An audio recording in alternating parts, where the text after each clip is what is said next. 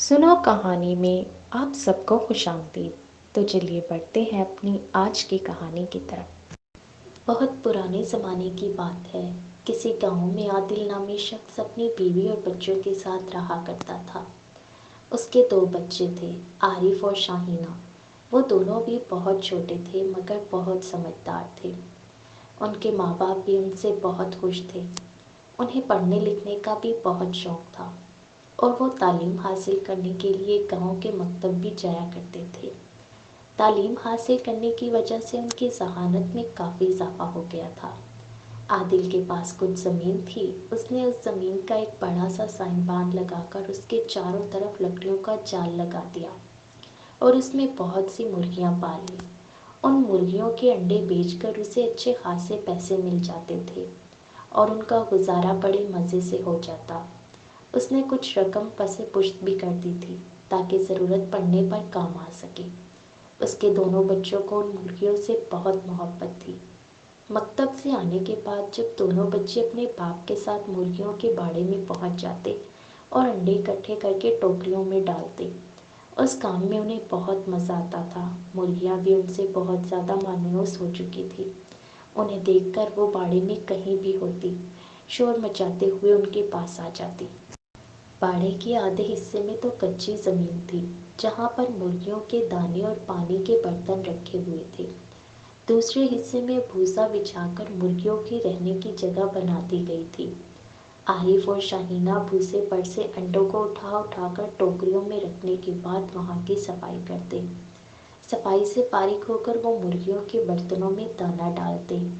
دانے میں گندم، جو، باجرا، مکئی اور باریک باریک کتری ہوئی سبزیاں ہوتی۔ کبھی کبھی وہ بھیگی ہوئی روٹی بھی مرغیوں کو ڈالا کرتے تھے۔ اس کے بعد وہ مٹی کے صاف ستھرے برتنوں میں ان کے پینے کے لیے پانی بھرتے اور پھر انڈوں کو ٹوکریوں میں لے جا کر اپنے باپ کے ساتھ گھر واپس آ جاتے۔ ان انڈوں کو عادل بیچ کر آ جاتا۔ ایک روز جب عارف اور شاہینہ اپنے باپ کے ساتھ مرغیوں کے باڑے میں پہنچے تو ان کی نظر ایک بونے پر پڑی۔ وہ باڑے کے دروازے کے نزدیک ہی ایک خوبصورت سے قالین پر بیٹھا ہوا تھا۔ اس کے چہرے پر پریشانی کے آثار تھے۔ اس نے ان لوگوں کو آتا ہوا دیکھا تو جلدی سے ان کے پاس آیا اور بولا، میں کیا کروں، میری مرغی اس باڑے میں چلی گئی ہے مگر اس کا دروازہ تو بند ہے۔ مرغی اس باڑے میں کیسے جا سکتی ہے؟ میں صبح سے یہاں بیٹھا ہوا ہوں، اب دوپہر ہو گئی ہے۔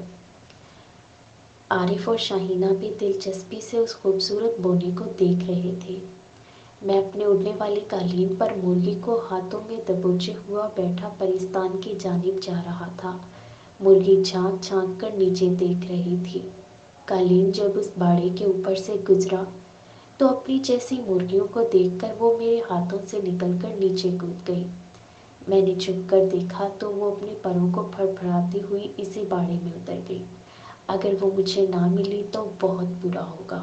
بونے نے کہا، کوئی بات نہیں، اگر وہ نہ بھی ملی تو کوئی بات نہیں، ہمارے پاس بہت ساری مرغیاں ہیں، ایک مرغی ان میں سے آپ کو دے دیں گے۔ عادل نے بونے کو دلاسا دینے کی خاطر کہا۔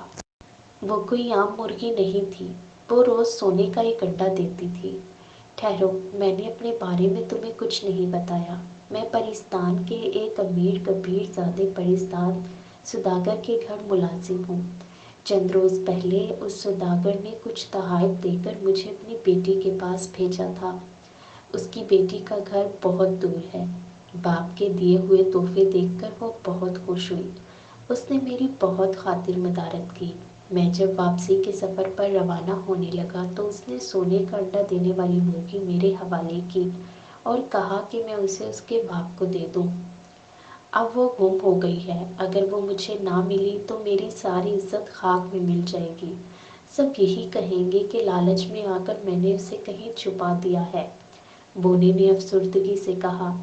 ان تینوں نے جب اس کی کہانی سنی تو انہوں نے فیصلہ کیا کہ وہ اس بونے کی مدد کریں گے اور وہ مرغی سونے کا انڈا دیتی ہے۔ وہ سب حیرت زدہ ہو گئے۔ عادل نے باڑے کا دروازہ کھول دیا اور بونے سے کہا، آپ اندر چل کر دیکھ لیں، شاید آپ کو آپ کی مرغی مل جائے۔ وہ لوگ باڑے کے اندر داخل ہوئے۔ بونے نے جب وہاں اتنی ساری مرغیاں دیکھی تو وہ کچھ پریشان ہو گیا۔ وہ گھوم پھر کر اپنی مرغی تلاش کرنے لگا۔ اسے پریشان دیکھ کر شاہینہ نے پوچھا، آپ کی مرغی کا رنگ کیسا تھا؟ اس کا رنگ بھی انہی مرغیوں کی طرح تھا، وہ بالکل انہی مرغیوں کی طرح تھی۔ یہاں تو تمام مرغیاں ایک جیسی ہیں، میں کیسے اپنی مرغی کو تلاش کروں گا؟ بونے نے کہا اور مایوسی سے سر پکڑ کر ایک طرف بیٹھ گیا۔ عادل بھی اس کے نزدیک ہی بیٹھ گیا۔ وہ بونے کی پریشانی سن کر فکر مند ہو گیا تھا۔ عارف اور شاہینہ مرغیوں کو دانہ ڈالنے لگے۔ جب انہوں نے انڈے جمع کرنا شروع کیے تو شاہینہ نے خوشی بھری آواز میں کہا، بھائی یہ دیکھو۔ عارف جلدی سے اس کے پاس گیا۔ وہاں بھوسے کے ڈھیر پر جگہ جگہ بہت سے انڈے پڑے ہوئے تھے۔ انہی انڈوں میں ایک سنہری انڈا بھی چمک رہا تھا۔ عارف نے جلدی سے وہ انڈا اٹھایا اور بھاگ کر بونے کے قریب آ گیا۔ یہ دیکھیے آپ کی مرغی کا سونے کا انڈا۔ اس کی بات سن کر بونا جلدی سے کھڑا ہو گیا۔ عادل بھی حیرت سے سونے کے انڈے کو دیکھ رہا تھا۔ بونے نے سونے کا انڈا اپنے ہاتھ میں لیا اور بڑی ہی بے تابی سے باڑے میں موجود مرغیوں کا دوبارہ جائزہ لینے لگا، مگر اس مرتبہ بھی وہ اپنی مرغی کو نہ پہچان سکا۔ سمجھ میں نہیں آتا تھا کہ ان میں سے کون سی مرغی میری ہے۔ یہ تو ساری کی ساری ایک جیسی شکل و صورت اور رنگ کی ہیں۔ مجھے تو اپنی مرغی کی کوئی نشانی بھی یاد نہیں، بونے نے بے بسی سے کہا۔ تھوڑی ہی دیر بعد اس نے کہا، اس کا تو مجھے یہی حل نظر آتا ہے کہ میں ان تمام مرغیوں کا سودا کر لوں اور انہیں پرستان لے جا کر سوداگر کے حوالے کر دوں اور کہوں کہ انہی میں وہ ایک مرغی ہے جو سونے کا انڈا دیتی ہے، مگر اتنے چھوٹے سے قالین پر میں اتنی ساری مرغیاں رکھوں گا کیسے؟ عارف اور شاہینہ دونوں بہت عقل مند بچے تھے۔ وہ ایک کونے میں جا کر اس مشکل کا کوئی حل نکالنے کے لیے ایک دوسرے سے مشورہ کرنے لگے۔ تھوڑی ہی دیر بعد ان کے ذہن میں ایک ترکیب آ گئی۔ وہ دونوں خوشی سے اپنے باپ کے پاس گئے۔ عارف نے اپنے باپ سے کہا، بونے بھائی سخت پریشانی میں ہیں، ہمیں ان کی مدد کرنی چاہیے۔ مجھے اور شاہینہ کو ایک ترکیب سوچی ہے جس پر عمل کر کے ہمیں امید ہے کہ ہم اس مرغی کو تلاش کر لیں گے، مگر اس کے لیے ہمیں کچھ رقم درکار ہوگی۔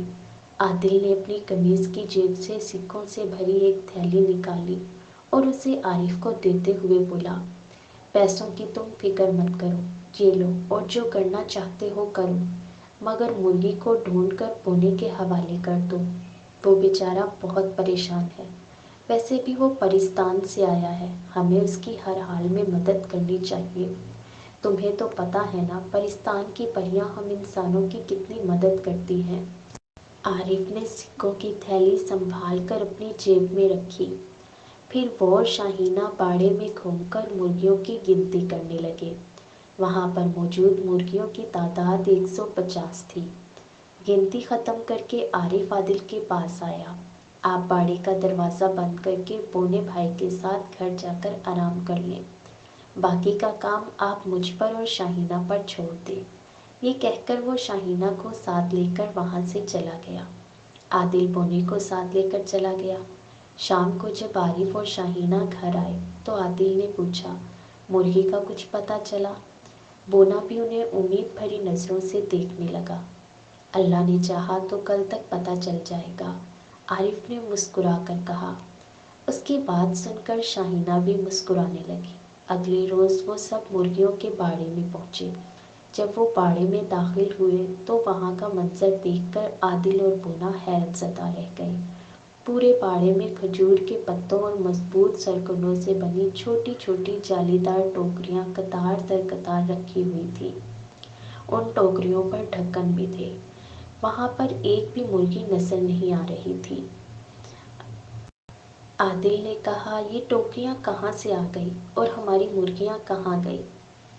یہ ٹوکریاں ہم نے آپ کے دیے ہوئے پیسوں سے گاؤں کی دکان سے خریدی تھی۔ کل شام ہم نے ٹوکریوں میں بھوسا بچھا کر ہر ٹوکری میں ایک ایک مرغی کو بند کر دیا تھا اور ہر ٹوکری کی مٹی کی پیالیوں میں ان کا دانہ اور پانی بھی رکھ دیا تھا اور ٹوکریوں کے ڈھکن بند کر دیے تھے۔ اب ہم احتیاط سے ہر ٹوکری کا ڈھکن اٹھا کر دیکھیں گے۔ جس ٹوکری سے بھی سونے کا انڈا ملے گا ہم سمجھ جائیں گے کہ اس میں بونے بھائی کی سونے کا انڈا دینے والی مرغی موجود ہے۔ عادل کے ساتھ ساتھ بونا بھی ان دونوں کی عقل مندی پر حیران رہ گیا۔ عارف اور شاہینہ بڑی احتیاط سے ہر ٹوکری کا ڈھکن اٹھا کر اس میں جھانکنے لگے۔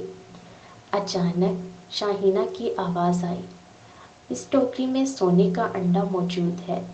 پھر وہ اس ٹوکری کو اٹھا کر اپنے باپ کے پاس آئی۔ یہ انڈا اس ٹوکری میں بند مرغی نے دیا ہے، اس نے بتایا۔